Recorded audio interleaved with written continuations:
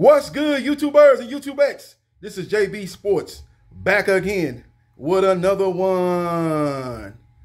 Top Rank Boxing CEO and promoter Bob Arum, aka the Bob Father, has made some interesting comments. Did an interview yesterday with ESPN.com, man. He went in on Eddie Hearn, but that's another video for another day, man. I'm gonna talk about Teofimo Lopez and what's on his agenda after June 19th. Bob Father made some interesting comments. He said he basically put a kibosh on Loma-Haney versus Teofimo Lopez. He said this fight's not happening. He said, first of all, Teofimo Lopez is expecting a baby in November, so we're going to have him fight in October. And he said due to Eddie Hearn having 30 days to match any offer in a fight involving Loma-Haney, he said he don't want to deal with that. So he says basically what's going to happen is Teofimo Lopez is going up to 140. He's going to have a fight, a quote-unquote tune-up at 140. If he's successful in that tune-up, he's looking to match him with Josh Taylor, who's undisputed at 140 pounds. That's what Bob Father is saying. You know, just a couple of weeks ago, he said he wanted to make the fight between Teofimo Lopez and Loma-Haney. Now he had changed his tune. What's the old saying with the Bob Father? You know, today I'm telling the truth. Yesterday I was lying or something. Yesterday I was lying, but today I'm telling the truth. You know, that's an old saying go with a Bob Father, been going on for years, man. This guy is unbelievable, man. He's basically saying that fight's not happening. And I was much looking forward to that fight, man. I wanted to see Undisputed, find out who's a top dog at 135 pounds. But according to the Bob Father, it ain't happening. It ain't going down. He said he don't want to deal with Eddie Hearn. He's basically at war with Eddie Hearn due to the whole AJ Fury fiasco. And he ain't basically trying to have any kind of dealings with Eddie Hearn. So he's saying, look, Lopez is going up to 140. He's got a fight coming up in June. Actually, next week, he's fighting Camboso. That's a, man, June 19th. That's another, every time I start talking about stuff, it's just another video I can do about this stuff I'm talking about, man. That's another day. June 19th is a day, they got like 4 fights going on that day. You got Cambosos, Lopez. You got Jamal Charlo versus Montiel. You got Julio Cesar Chavez Jr. versus Adam Silva. And then I think you got Munguia versus Selecki. Got like 5 fights going. I said 4. I might have missed something. It might be something else going. I think even ESPN is having a fight on 19. Yeah, Inu. Naya Inu, he fighting on ESPN. Him and then the female fighter, Michaela, she fighting on undercard. So you got like 5 fights on June 19th. It's absolutely ridiculous. I'm from Houston, so I'm probably going to be at the Charlo fight. But that's saying if I can't get no access to the Teofimo fight. That's my first part. I want to get to see that Teofimo Lopez versus Cambosos fight. If I got a way to get to watch that fight, then I'm going to watch that fight. See, that fight is on the app. I don't have Triller, so I'm going to have to try to find another avenue to watch that fight.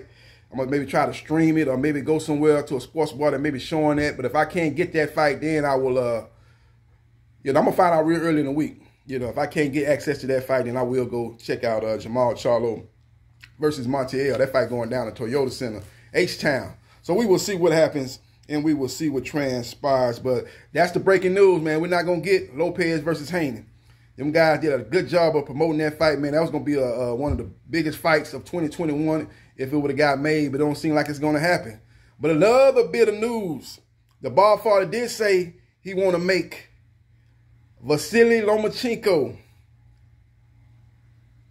Vasily High-Tech Lomachenko, a.k.a. The Matrix, versus Devin the Dream Haney, December the 11th. That's Heisman night. They want to make that fight, put that fight in New York City, put it up in the Madison Square Garden. They want to put that fight there right after the Heisman. As you know, that fight's going to get good ratings if they put that fight on after the Heisman. You know, Lomachenko has done good ratings with ESPN throughout his career, throughout his association with ESPN. So you put him with Devin Haney, and you know Loma-Haney is going to talk that trash. He's going to say he's going to beat down Lomachenko. Lomachenko is going to talk his trash back. They went back and forth on Twitter about a couple of months ago. So when Devin the Dream Haney came out and said, "Where's Loma at?"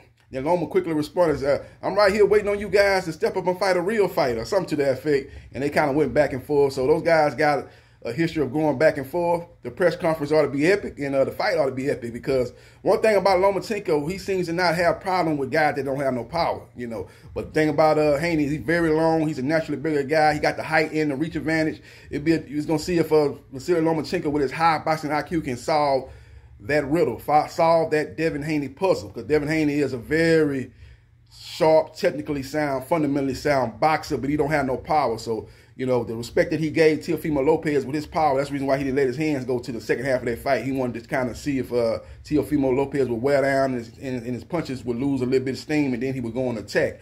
I don't think he's going to play that card, play that hand when he fights Devin the Dream Haney, who seems to not have the power. He's a very sharp and accurate puncher. I think he has respectable power, but he doesn't have power that won't, you know, that's going to be the story of the fight. You know, he don't have to have Teofimo Lopez power. He just have to have enough power to make Vasily Lomachenko respect him.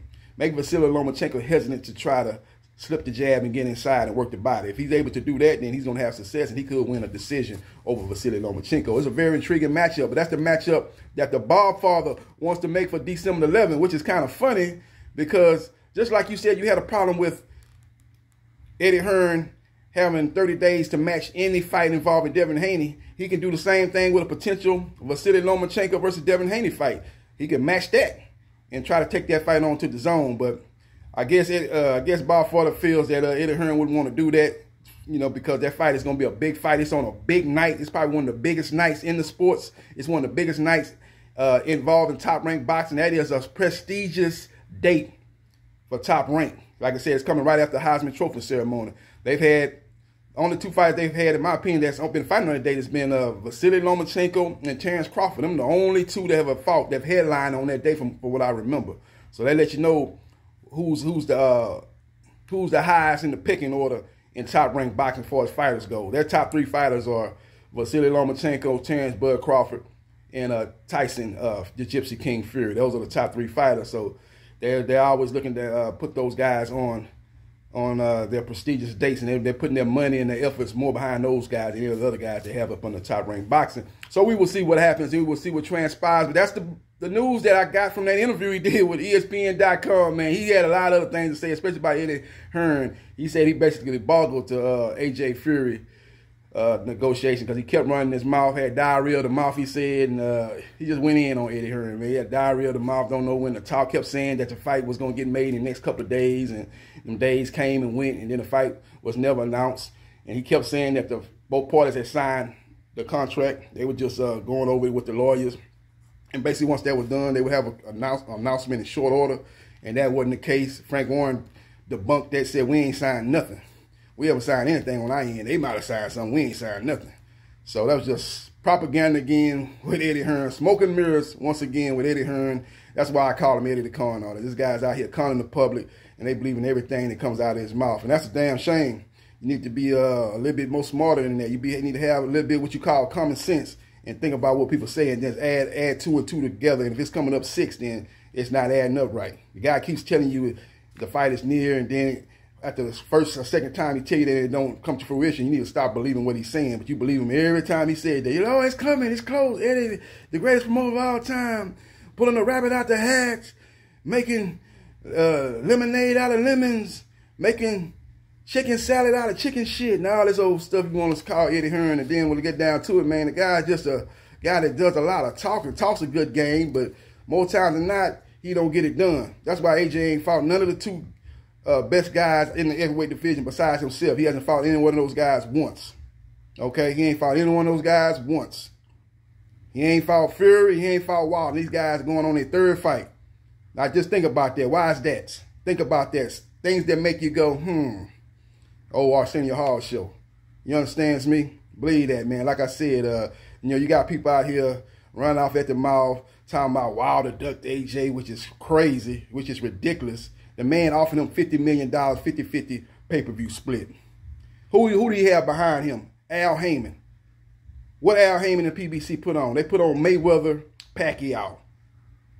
A fight that did, what, 4.5 million pay-per-view buys? Then they put on Mayweather versus McGregor. That fight did 4.3 pay-per-view buys. So you think a guy that showed that he could put up that type of, make that type of event and produce that type of revenue, make that type of money off 2 fights involving Mayweather, you don't think he gonna get the investors to back him and put the money up for them to put $50 million to Anthony Joshua for that fight to take place and 50-50 on the pay-per-view split? You don't think he gonna able to come up with that money? If you don't believe that, then you just a hater. Just a straight up hater. You ain't thinking. It's common sense. If it ain't making dollars, it ain't making sense. That man got the pedigree. He got the past performances for you to know that if he put up $50 million, it's not fake. It's not something that just made up. It's, you know, saying, oh man, this dude from Alabama, how you got $50 million? He got Al Heyman behind him. God damn, do y'all guys understand anything about boxing? You understand the economics of boxing? You understand this who's behind Deontay Wilder? That being Al Heyman, the guy that put on the 2 biggest boxing events in the history of boxing. You saying he ain't got $50 million? When Pacquiao and what Pacquiao and Mayweather made, when they made up combined around $500 million in pay-per-view money for that fight, I think Mayweather got $250 and or whatever, $350, and Pacquiao got $150. And then they did another one a couple of years ago again, Mayweather versus McGregor. And Mayweather probably got around $300 million for that fight, and McGregor probably got around $125, somewhere there, $150, somewhere in that range. You mean to tell me that guy that was behind that event can't come up with $50 million for Anthony Joshua to fight Deontay Wilder in Las Vegas on Showtime pay-per-view? That's what it would have been at the time. Come on now. It makes no sense, man. We know who was ducking who. We know who got the quack, who's the Donald Duck of this situation. It ain't Deontay Wilder. But that's neither here nor there. Again, Ballfather has come out and said that he's looking to make Vasily Lomachenko versus Devin the Dream Haney. That would be a good matchup. It's going to boil down to, can Devin Haney get Vasily Lomachenko's respect? If he can do that, then he has a good chance to win the decision. If he's not able to do that, Vasily Lomachenko, with his versatility, with his punch variety, with he's throwing punches from different angles, with his good body work, and just high level of fighting. He fights at a high pace. He throws a lot of punches. And you just seen he seems to overwhelm you with the volume and the pace of his punches.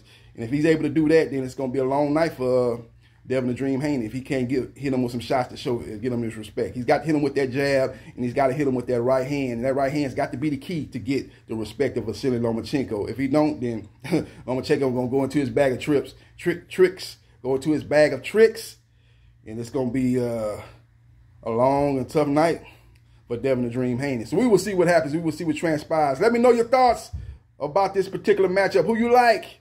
And what do you think about Bob Arum putting a kibosh on the Devin the Dream Haney versus Teofimo Lopez, blaming Eddie Hearn and blaming the expected child of Teofimo Lopez in November? Let me know your thoughts about Teofimo Lopez fighting the winner of tonight's fight between Jose Pedraza versus Julio Rodriguez. That's going to be the fight tonight. The winner of that is supposed to fight Teofimo Lopez in October. That'll be Teofimo Lopez's debut at junior welterweight division of 140 pounds. Let me know your thoughts and hit the like button if you like the content of this video. And subscribe to JB Sports, the man, the myth, the legend.